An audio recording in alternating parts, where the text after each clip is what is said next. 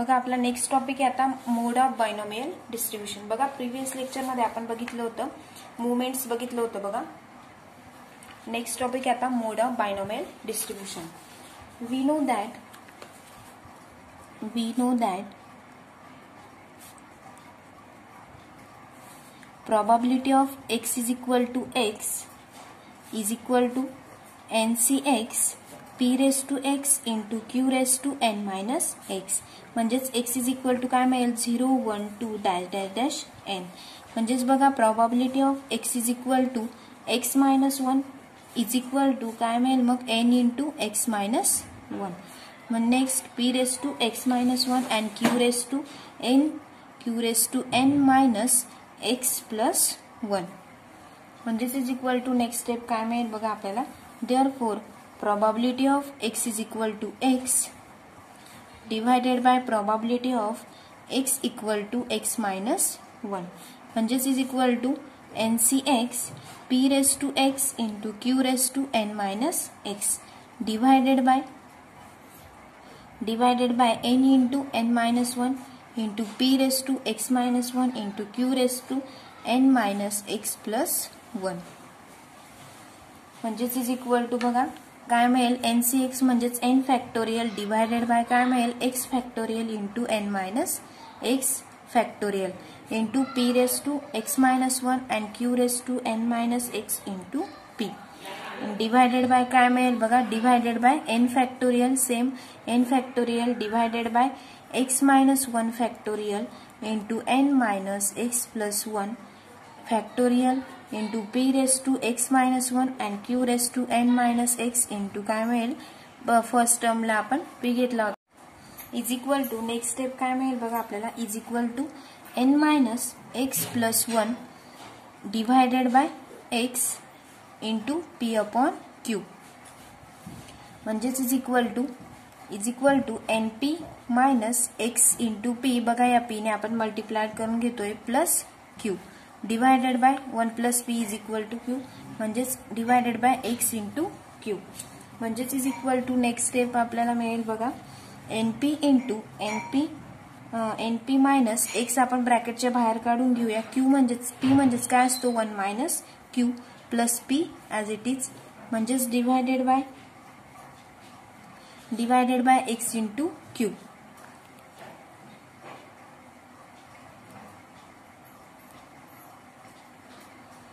म्हणजेच is equal to next step काय मिळेल np minus x plus x into q plus p divided by x into q as it is राहिला बघा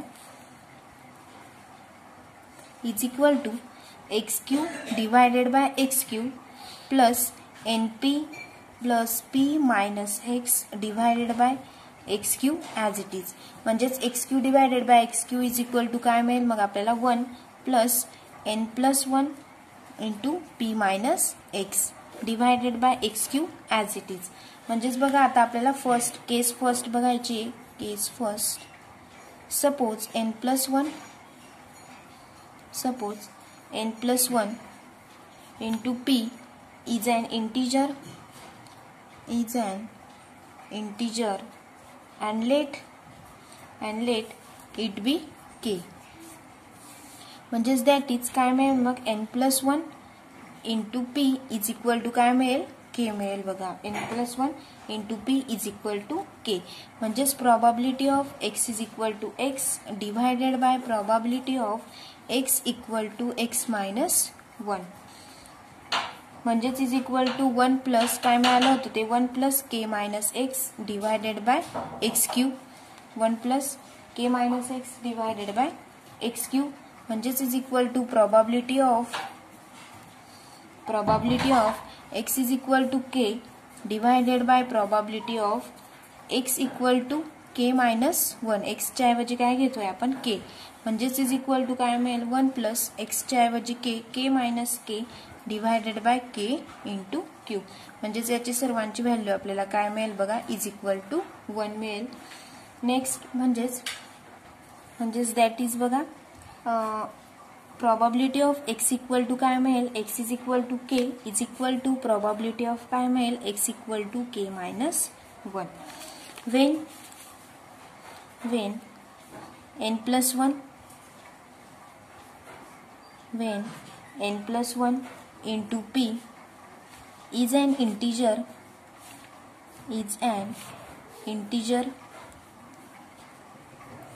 then there exist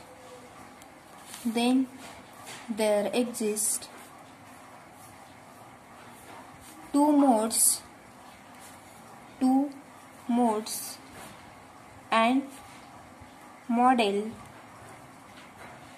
two model values rk and काय दिलंय k minus 1. म्हणजेच hence binomial distribution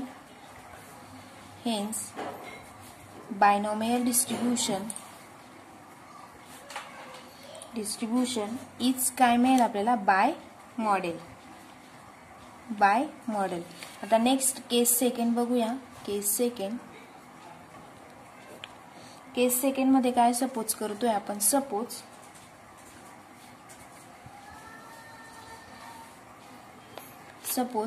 n plus 1 into p is not an integer. बघा first केस मध्ये आपण it is an integer असं find केलेलं आहे. नेक्स्ट आता आपण काय म्हणतोय सेकंड केस मध्ये सपोज करतोय की n plus 1 into p is not an integer and let it be k plus f where k is an integer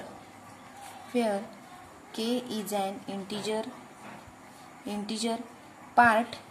k काय दिसतोय आपल्याला इंटीजर पार्ट आणि f काय मिळेल मग. आणि f is an fractional part. म्हणजेच बघा probability of x is equal to x divided by probability of x equal to x minus 1. म्हणजेच इज इक्वल टू काय मिळेल मग 1 plus k plus f minus x. म्हणजेच ज्या पद्धतीने आपण k plus 1 घेतलं होतं n plus 1 घेत होतो त्या पद्धतीने आणि x3 काय घेतला आपण याची व्हॅल्यू ॲज इट इज राहू दिली. म्हणजेच probability of x is equal to k divided by probability of x च्या ऐवजी काय पुट करतोय k. म्हणजेच x is equal to k minus 1. म्हणजेच is equal to 1 plus f divided by k into q. Put x is equal to काय put केला आपण x equal to k put केलं. म्हणजेच बघा probability of x equal to k divided by काय मिळेल probability of x equal to k minus 1. म्हणजेच 1 कसा मिळाला मग ग्रेटर दॅन 1 मिळाला बघा. म्हणजेच probability of x is equal to k is maximum probability. Hence there exists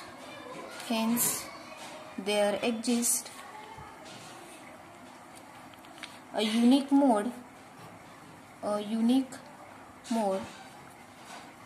and model value is k. म्हणजेच when n plus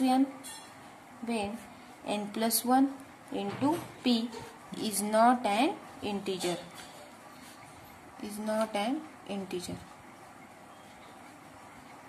next topic बघूया बघा आता आपण. नेक्स्ट टॉपिक आहे बघा median of binomial distribution. Binomial distribution is symmetric. Binomial distribution is symmetric. जर binomial distribution symmetric असेल तर त्याची कंडिशन काय असते बघा. If p equal to q is equal to काय असतं 1/2 and median is equal to काय असतं. Median is equal to mean equal to किती काय असतो n इंटू p. म्हणजेच इफ फर्स्ट कंडिशन बघा p less than 1/2 then median कसं असेल मग. Then median is greater than np असेल. अँड सेकंड इफ p जर ग्रेटर दॅन 1/2 असेल p greater than 1/2 then median कसं असेल मग. Then median is less than np.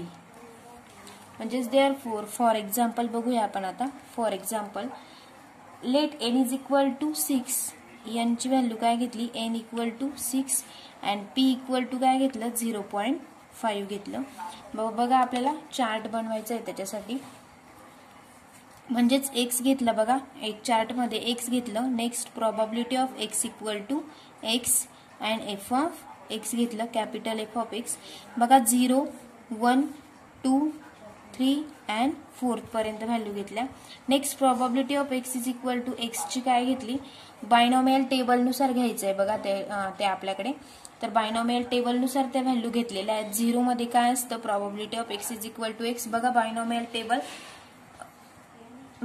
Table जर असेल तर मी तुम्हाला सेंड करून देईल बघा. तर आपल्याला बायनॉमियल टेबल नुसार आपल्याला हे करायचे की probability of x is equal to x असेल तर 0 मध्ये बघायचं त्याची व्हॅल्यू दिलेली होती की 0.0156, याची दिलेली होती 0.0156. त्या पद्धतीने नेक्स्ट बायनॉमियल टेबल मध्ये 1 ची व्हॅल्यू काय होती 0.0938, याची होती 0.1094. या पद्धतीने probability of x is equal to x 2 ची व्हॅल्यू काय होती 0.2344, याची होती 0.3488.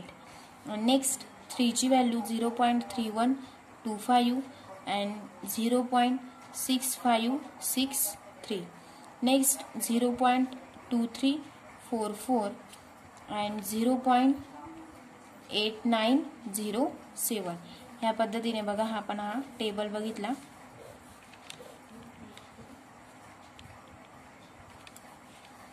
ज्यात आपण ब्रॅकेट मध्ये लिहून घेऊया की कुठून बघितलं हे, की from binomial probability table.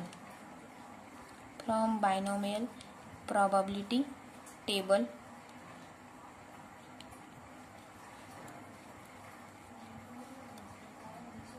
Next म्हणजेच f of x just greater than f of x just greater than 0.5 is 0.6563 for x is equal to 3.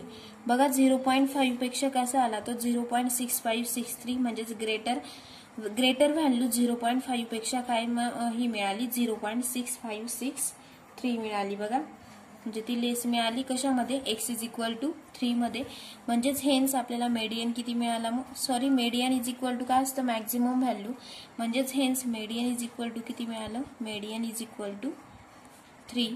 आणि मीन इक्वल टू काय असतो formula, mean is equal to n into P असतो. म्हणजेच is equal to मीनची n ची value दिलेली होती आपल्याला 6 इंटू पी ची प्रोबॅबिलिटी काय दिली होती 0.5.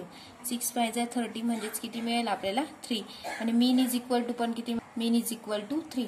बघा आपल्याला त्या प्रोबॅबिलिटी टेबल मध्ये बायनॉमियल टेबल मध्ये अशा पद्धतीने बघायचंय की आपल्याला x ची व्हॅल्यू दिलेली होती बघा.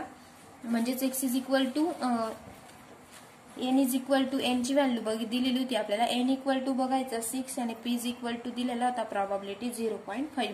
त्या पद्धतीने त्या टेबल मध्ये जायचं आणि तशा पद्धतीने आपल्याला x is equal to 0, x is equal to 1, x is equal to 2, x is equal to 3 याच्या व्हॅल्यू बघायच्या.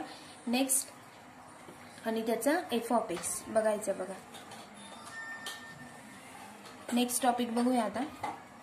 नेक्स्ट टॉपिक आहे बघा nature of binomial distribution. We know that for binomial distribution coefficient of skewness gamma 1 is equal to, बघा gamma 1 चा formula काय असतो, मग gamma 1 is equal to q minus p divided by root of n p q. त्याच्यातली first case दिलेली बघा, if q is equal to p असतो म्हणजेच इज इक्वल टू त्याची व्हॅल्यू काय दिलेली 1/2. Then gamma 1 is equal to काय असतो मग 0. अँड बायनॉमियल डिस्ट्रीब्युशन कसं असेल मग सिमेट्रिक असेल. बघा फॉर एक्झाम्पल दिलंय n इज इक्वल टू 6 दिलाय आणि probability of p is equal to 0.5 आणि q इज इक्वल टू काय दिलंय 0.5 दिलंय. मग नेक्स्ट म्हणजेच q is equal to p असतं, म्हणजे q ची आणि p ची व्हॅल्यू कशी दिलेली आहे सेम. हे आपल्याला बघा ग्राफ दिलेला म्हणजे फिगर दिलेली त्याची फिगर 1 अशा पद्धतीने ही फिगर दिलेली आहे. नेक्स्ट आहे बघा case second, Q if Q काय घेतला आपण आता greater than P. First step मध्ये काय घेतलं, P is equal to Q होता म्हणून ते हे बघा या ग्राफच्या रेषा कशा होत्या, सेम होत्या. या पद्धतीने हे चेंजेस झालेले आहेत. जर आपण आता क्यू ग्रेटर दॅन पी घेतोय तर डिस्ट्रीब्युशन इज कसं असेल, पॉझिटिव्हली स्क्यू. त्याचं फॉर एक्झाम्पल दिलं होतं बघा, N is equal to 6, same P is equal to 0.3 आणि क्यू इज इक्वल टू 0.7. म्हणजेच इज इक्वल टू बघा त्याचा हा ग्राफ दिला आहे. ग्राफ अशा पद्धतीने लक्षात ठेवायचा. अँड नेक्स्ट ही फिगर 2 होती आणि फिगर 3 म्हणजे case third, if Q less than P असेल, Q is less than P, distribution कसं असेल मग निगेटिव्हली स्क्यूड असेल. म्हणजेच for example N is equal to 6, P is equal to 0.7 आणि क्यू इज इक्वल टू काय दिलं होतं 0.3. बघा हा ग्राफ कशा पद्धतीने इकडे झालेला आहे बघा, वाढत वाढत नेक्स्ट म्हणजे असं इकडे कमी कमी होत गेलेला आहे. म्हणजे पॉझिटिव्हली दिसतोय तो बघा, पॉझिटिव्ह नंबर्स कडे असतोय. म्हणजे ह्या पद्धतीने हा ग्राफ लक्षात ठेवायचा आहे. आणि नेक्स्ट इकडे बघा निगेटिव्ह कडे दिसतोय म्हणजेच निगेटिव्हली स्क्यू. आणि त्या पद्धतीने या व्हॅल्यू पुट करून आपल्याला वेगळे जरी म्हणजे चेंजेस जरी एक्झाम्पल मध्ये नंबर्स असले त्या पद्धतीने आपल्याला एक्झाम्पल सॉल्व्ह करता येईल बघा. या पद्धतीने फक्त हा सिम्पली ग्राफ दिलेला आहे.